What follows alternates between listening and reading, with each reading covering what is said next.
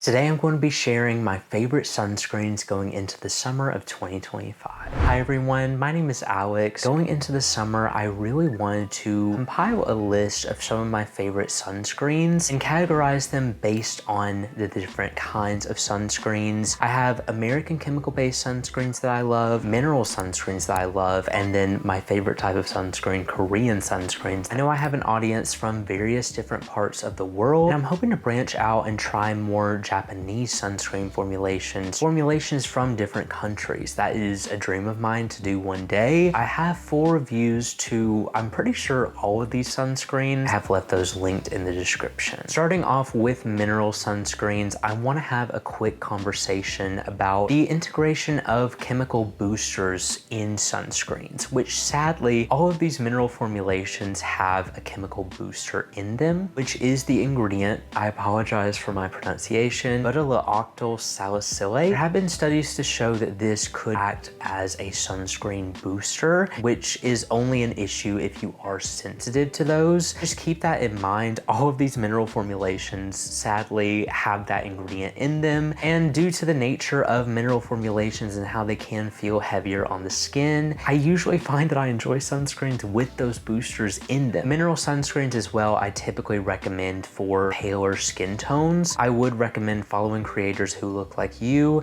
to always get an accurate depiction of how the product will perform on your skin tone. Prequel's Sun Barrier is a go-to staple sunscreen for me. Personally works well for my acne-prone skin. Definitely only designed for paler skin though. Has a light pink tint to it that kind of neutralizes some of the white cast on me, and has a fairly simple ingredient list that I feel like would be really intended for sensitive, sensitized skin. Fairly lightweight considering the level of protection that you get with it. Wasn't too greasy, and do appreciate that Prequel is marketing this as mineral sunscreen with chemical boosters. They're one of the first brands that I have seen to actually market a product like that. Prequel's transparency really makes me trust the brand, and that's why I would recommend it. NBD Project has a tinted mineral sunscreen for fair to medium and medium to deep skin tones. Their fair to medium wasn't too warm or orange on me, which is why I prefer it as a tinted mineral sunscreen. Leaves a really lightweight finish, and I've seen a lot of people talking about how much they love this mineral sunscreen. Has a great level of protection as well, and is actually a tinted sunscreen that I found I was able to reapply with throughout the day. Didn't add too much moisture, but it was a little bit more on the dewier side, and it's just a go-to mineral sunscreen for me. I have to talk about the most budget-friendly mineral sunscreens. Bubbles Plus One and Solarmate sunscreens I'd recommend for different reasons. Their Plus One was a little bit warm for my skin tone, and I didn't enjoy that product as much, but I could see medium skin tones loving this product, and I mainly put it on here because of the accessibility of it. They also have their Solarmate sunscreen, which is designed for paler skin. It is something that works great for me. I don't like that they use deeper skin tones in the marketing of this product. I really enjoyed this formula for me.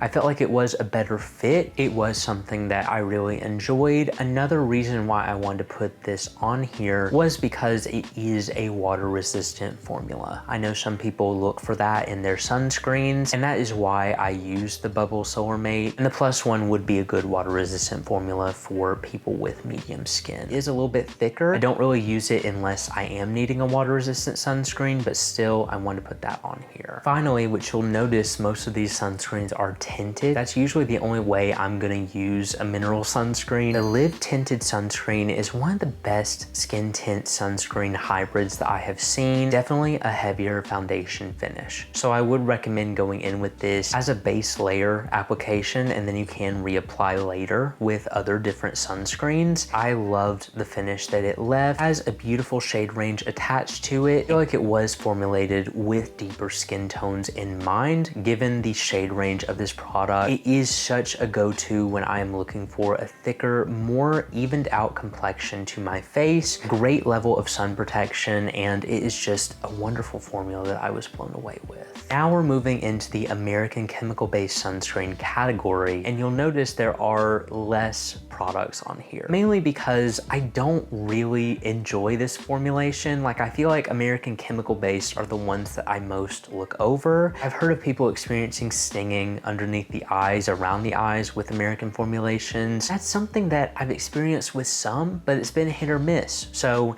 just take into consideration, this is coming from that perspective. My biggest American chemical-based recommendation is the Bioma Ultralight Sunscreen. It's a really lightweight, luxurious formula that I feel like feels like a Korean chemical sunscreen. A wonderful option, a great lightweight, more dewy finish to the skin, but still it is ultra lightweight. So you are able to apply more layers of this throughout the day and it not feel heavy on the skin. I have also seen some creators with deeper skin recommending this sunscreen as well. So I do feel like they formulated this with all skin tones in mind, and a great lightweight sunscreen. I mean, you always want to go for a sunscreen that you're going to want to apply, especially going into the summer. I find it's best to go for more lightweight approaches. That way you're able to reapply with ease and you want to apply sunscreen. If you don't want to apply it, then more than likely you're not going to. So you need to find a sunscreen that feels like you want, performs like you want, has the ingredients that support your skin. The Bioma is that for me, and I would recommend turning to it first if you're looking for an American chemical-based sunscreen. I have two water-resistant options on here. First one is more expensive, the most expensive one on this list. But I love the Allies of Skin, the One sunscreen, because of its lightweight ability to, as they call, evaporate from the skin, but it is protecting your face. Like, it obviously doesn't evaporate. That is just to tell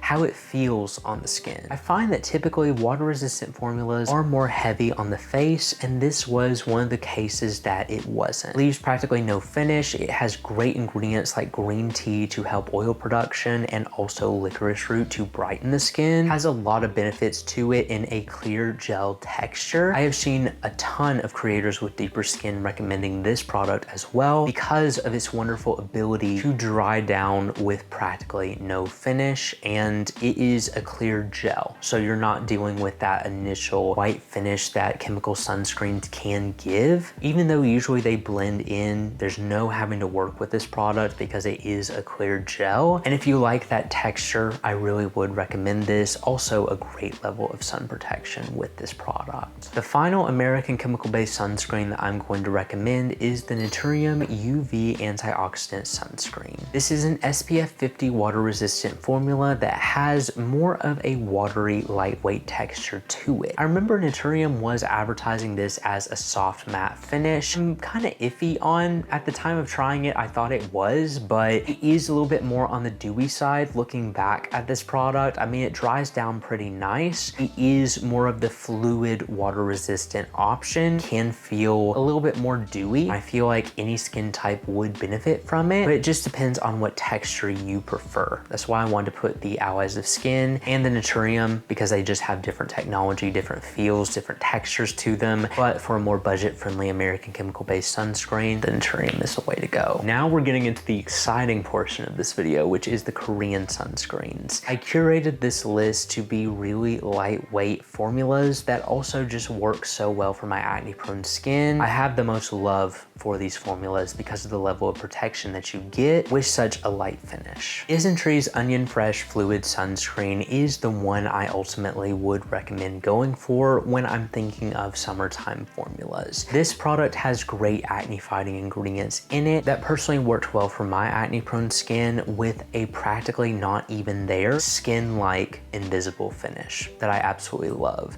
Their Onion Fluid Sunscreen is so lightweight. I'm glad they did release this. I actually like the fluid better than the stick. I feel like the fluid is the way to go to get the most lightweight finish out of this sunscreen, and it just delivers a great level of sun protection. Holy grail for me when it comes to thinking of, for me, acne-prone friendly sunscreens. Beauty of Joseon's Aqua Fresh sunscreen was another one that blew me away after I tried it. I was a fan of the Beauty of Joseon original sunscreen, but it was just a little bit heavier on the skin, not necessarily a summer product. They've added some more acne-fighting ingredients and made it a fluid-like formula that I feel like would be perfect for any skin type and blends into the skin practically immediately. Definitely a neutral option for a sunscreen. You can't really go wrong with a product like this. I have to mention the Round Lab just because I always have loved that product. It has really transformed my skin, and I can't shut up about it because even though it leaves a heavier finish,